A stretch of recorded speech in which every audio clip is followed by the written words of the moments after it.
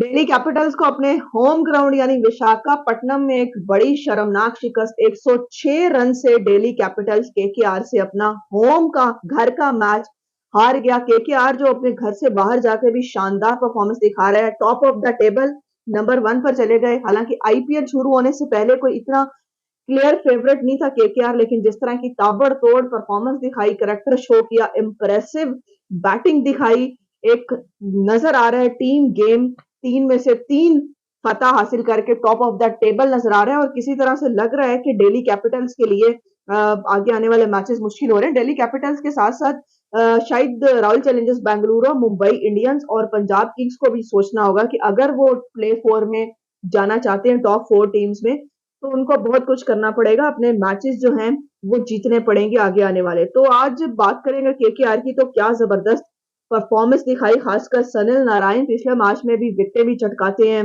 Runs भी बड़े करते हैं केकेआर के लिए। लगता है कि सनिल नारायण जो है बड़ा मेन प्लेयर बन गए हैं केकेआर का। और जिस तरह से स्टार्ट किया नारायण ने फिल सॉल्ट के साथ मिलके, फिल सॉल्ट जल्दी आउट हो गए 18 रन बना के, लेकिन सनिल नारायण ने जिस तरह की ताबड़तोड़ परफॉर्मेंस दिखाई, लग रहा था कि दिल्ली कैपिटल्स को शायद 24 फील्डर खड़े करने पड़ जाएंगे सनिल नारायण के खिलाफ।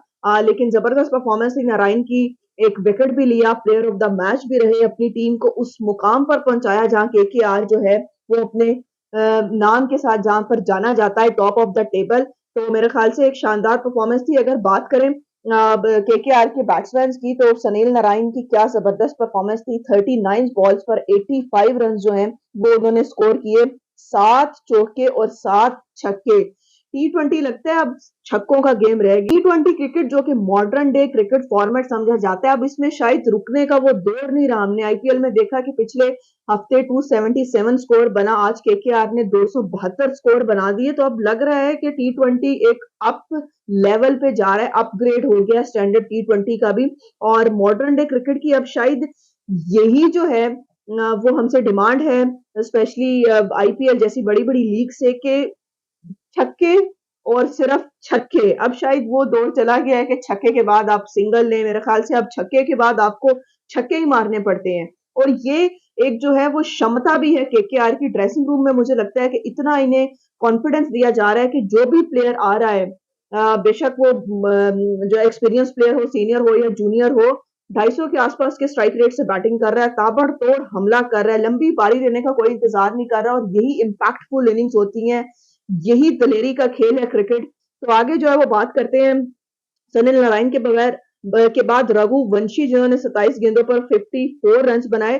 ये वही रघुवंशी हैं, इन्होंने 3 छक्के स्कोर किए हैं और 5 चौके भी लगाए। ये वही रघुवंशी यंग खिलाड़ी हैं इंडिया के, जो 2 साल पहले जब इंडिया अंडर 19 वर्ल्ड कप जीत कर आया, उसके ये प्लेयर थे। उसके बाद एंड्रे रसल हमेशा ही जो टी20 फॉर्मेट के फेवरेट प्लेयर हैं, 19 गेंदों पर 41 रन स्कोर किए, 3 छक्के और 4 चौके लगाए इन्होंने। श्रेयस अय्यर जल्दी आउट हो गए 11 गेंदों पर 18 रन बनाकर। लेकिन उसके बाद रिंकू सिंह मुझे लगता है तैयारी बांध रहे हैं टी20 वर्ल्ड कप यूएसए में खेलने की। इनके नाम पर बात हो सकती है यकीनन। रिंकू सिंह ने 7 गेंदों पर 26 रन बनाए, 8वीं गेंद पर वो आउट हो गए। तो रिंकू सिंह ने भी बड़ी ताबड़तोड़ परफॉर्मेंस दिखाई 19वें ओवर में। जिस तरह से 3 छक्के उन्होंने लगाए, 24 रन का एक ओवर निकाला 19वां ओवर। तो इससे रिंकू सिंह की जो क्षमता है उसका भी अंदाजा होता है। उसके बाद जिस तरह से इनिंग्स का फिनिश किया, बहुत ही जबरदस्त तरीके से 272 केकेआर ने हासिल किया। और दिल्ली कैपिटल्स आज मैच में कहीं भी नहीं था, बॉलिंग भी उनकी बड़ी खराब थी। ईशांत शर्मा ने जो है वो बेहतर बॉलिंग की, लेकिन उसके अलावा मिचेल मार्श और बाकी बॉलर्स, खलील अहमद भी बड़ा जो है नजर आ रहा था कि बहुत ज्यादा बैड बॉल्स कर रहे थे। बॉल जो है वो स्लॉट में दे रहे थे और बॉल जहां भी कर रहे थे नारायण, और जिस तरह से बारी ली रघुवंशी ने, फिर नीचे से आकर रिंकू सिंह, एंड्रे रसल ने बड़ी इंपॉर्टेंट इनिंग्स दरमियान में खेली। तो लग रहा था कि ऑफ स्टंप के बाहर भी अगर गेंद पड़ रहा है तो छक्का या चौका ही लग रहा था, ऑफ स्टंप के अंदर भी अगर गेंद पड़ा था तो छक्का और चौका ही लग रहा था। तो दिल्ली को जो है वो बहुत कुछ यहाँ पर सोचना पड़ेगा। दिल्ली कैपिटल्स की जब बैटिंग का आगाज हुआ तो पृथ्वी शॉ जो है वो आउट हो गए। उसके बाद मिचेल मार्श भी दूसरी रन सिफर पे आउट हुए दूसरी बॉल पर। फिर जो है फॉरन, जिनको इम्पैक्ट प्लेयर नंबर 3 पर भेजा गया, वो भी 0 रन पे आउट हुए। ऋषभ पंत ने कुछ इनिंग्स खेली। उसके बाद चौथा विकेट गिरा डेविड वार्नर का। अच्छे टच में लग रहे थे, 18 स्कोर किया 12 गेंदों पर, लेकिन मिचेल स्टार्क ने उन्हें अपना शिकार बना लिया और तेज़ गति की बॉल थी, हल्के हाथ से खेले और हिट विकेट हो गए, उसके बाद इनसाइड एज हो गया। तो उसके साथ मेरे ख़्याल से जिस तरह से देखा जाए पंत ने बहुत अच्छी इनिंग्स खेली जो कि इंडिया के लिहाज से अच्छी भी है क्योंकि ऋषभ पंत चोटिल थे, इंजरी के बाद वापस आ रहे थे। एक बड़ी परफ़ॉर्मेंस दिखानी थी उन्होंने दिल्ली कैपिटल्स की तरफ से कि इंडियन सेलेक्टर्स को भी कॉन्फिडेंस मिले। मेरे ख़्याल से उन्होंने आज दिखाई, 25 गेंदों पर 55 स्कोर किया, 5 छक्के मारे और 4 चौके। ऋषभ पंत ने एक बहुत बड़ा ओवर भी निकाला जिसमें वेंकटेश के ओवर में उन्होंने 28 रन्स बटोरे।